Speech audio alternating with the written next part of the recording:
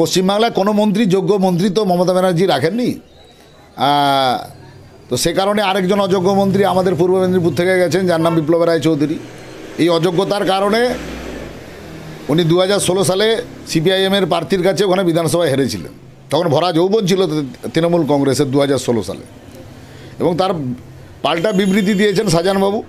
এদের একসঙ্গে একই দলের লোক, কেবলমাত্র শুধু নাটকবাজি।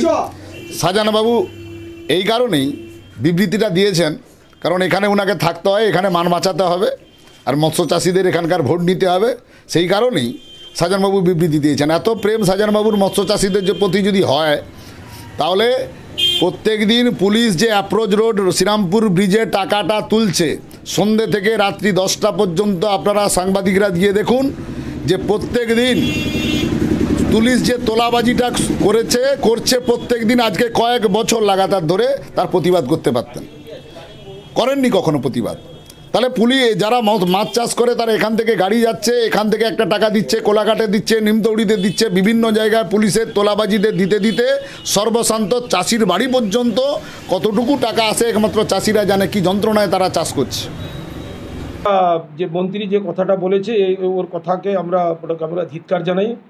প্রথম হচ্ছে, আমি কোনো রাজনৈতিক দল হিসেবে বা পঞ্চায়েত সমিতির সভাপতি হিসেবে নয়, আমি ময়নার মানুষ হিসাবে আমি এই ভাষাটাকে ওনার ধিক্কার জানাই। কারণ ময়নার যারা মাছ চাষিরা যারা চাষ করছে, যারা ইউনিয়ন আছে, তারা যারা মানে সবাই মিলে সহযোগিতা করছে যাতে ময়নায় যে কর্মসংস্থানটা তৈরি হয়ে আছে, এই কর্মসংস্থানটা বরাবরের জন্য থাকে।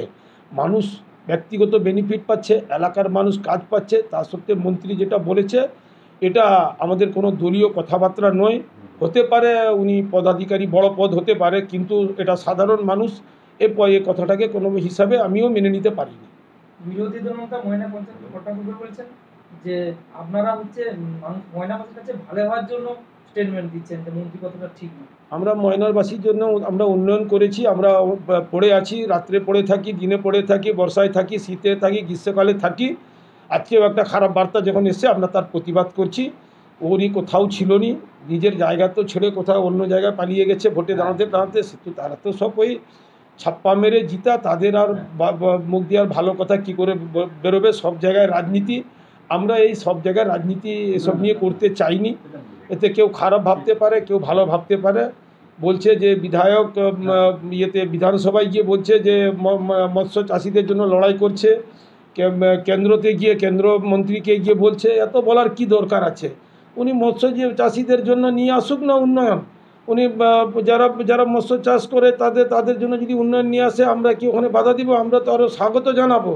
ওরা ইডি সিবিআইকে নিয়ে আসতে পারে, নাই জানিয়ে পশ্চিমবাংলা সরকারকে নাই জানিয়ে কেন্দ্র বাহিনী নিয়ে আসতে পারে। তো মৎস্যমন্ত্রীকে নিয়ে এসে ময়নার উন্নয়ন করুক না, এটা তো ভালো কথা। আমরাও একদিক দিয়ে করব, ওনারাও একদিক দিয়ে করবে। ময়নার ডেভেলপ হবে, মানুষের ডেভেলপ হবে, মানুষের কর্মসংস্থান বাড়বে। এতে আমরা সাধুবাদ জানাবো।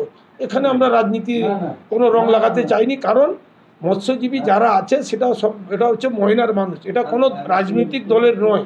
এটা সমস্ত দল মিলে তারা তার একটা ইউনিয়ন গড়ে রাখছে, তারা সহযোগিতা করছে, আমাদেরকে পঞ্চায়েত সমিতিতেও করছে, এলাকার মানুষকেও করছে।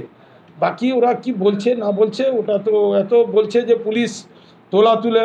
এখন পুলিশ কি তোলা তুলে? তো উনি তো নিজেই ছিলেন ময়না পঞ্চায়েত সমিতির তৃণমূল কংগ্রেসের পূর্ত বনভূমি কর্মাধ্যক্ষ।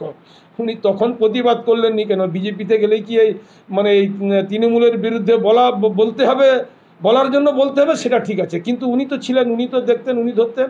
পুলিশকে গিয়ে ডেপুটেশন দিবে, আমাদেরকে ডাকলে আমরা যাব। আমরা কোনো পুলিশের সঙ্গে গিয়ে বলিনি যে কি এখানে গিয়ে মাছ গাড়িতে কেউ আটকিয়ে কেউ অর্থ প্রদান করবে, সেটা আমরাও বলিনি। আমরা চোখে দেখিনি। ওরা তার বলছে, ওরা প্রতিবাদ জানাক না, অসুবিধা কি আছে? তো আমাদের তো এটাতে কোনো ব্যাপার নেই। আমাদেরকে ডাকলে ইউনিয়ন যেখানে ডাকবে আমরা সেখানে যাব।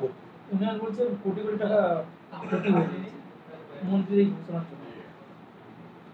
সেটা তো ওনাদের ব্যবসার ব্যাপার আছে। যদি কথা বলার পরে হয়তো বাইরে ওদের মাছ যেটা আদান প্রদান করতো সেখানে হয়তো নিশ্চয়ই ওদের কিছু সমস্যা হচ্ছে। তবে আমরা বলবো ময়নার মাছ তো খারাপ নয়। ময়নার মাছে ওইভাবে মেডিসিন দেওয়া হয়নি যে ময়নার স্বাদ কমে যাবে, ময়নার মাছের টেম্পার থাকবে না। এখন আমরা যতটুকু দেখেছি ময়নার মাছের টেম্পার খুবই ভালো। আমরা সবাই তো মৎস্য চাষি। মুখ্যমন্ত্রী মমতা বন্দ্যোপাধ্যায় ময়না মডেল মাছ চাষের কথা বলছে। ময়নায় প্রায় আমরা 45,000 মানুষকে মৎস্যজীবীর কার্ড করে দিতে পেরেছি। এটা তো মুখ্যমন্ত্রী করে দিয়েছে, এটা তো আর বিরোধী দলনেতা বা বিরোধী কেউ করে দেয়নি। যা দিচ্ছে মুখ্যমন্ত্রী দিচ্ছে। তার মন্ত্রী যে ভাষায় বলেছে, এটা তো আমরা একে তো ধিক্কারও জানাচ্ছি। এটাকে আমরা কোনোভাবে দল হিসাবে তো দূরের কথা, মানুষ হিসাবেও আমরা সমর্থন করি। কিরে বোন, এতদিন পর? থাক থাক, প্রণাম করতে হবে না, ভেতরে চল। বাহ, খুব সুন্দর বাড়ি বানিয়েছিস তো দাদা, তাই রং করাসনি কেন? রং তো করাবো, কিন্তু ইন্টেরিয়র ওয়াল, এক্সটেরিয়র ওয়াল ইত্যাদির জন্য কোন কোম্পানির রং ভালো, কোথা থেকে নেব, কাকে দিয়ে করাবো, এসব সম্বন্ধে তো আমি কিছুই জানি না। ও দাদা, সেজন্য তোর নিকটবর্তী এশিয়ান পেইন্টসের একমাত্র easy colour prime store Gunamoyee enterprise আছে তো। গুণময়ী এন্টারপ্রাইজ দেয় Asian Paints safe painting service. ওনারা কম্পিউটারের সাহায্যে ঘর রং করিয়ে দেখিয়ে দেবেন এবং কোন রং ভালো লাগবে তার পরামর্শও দেবেন।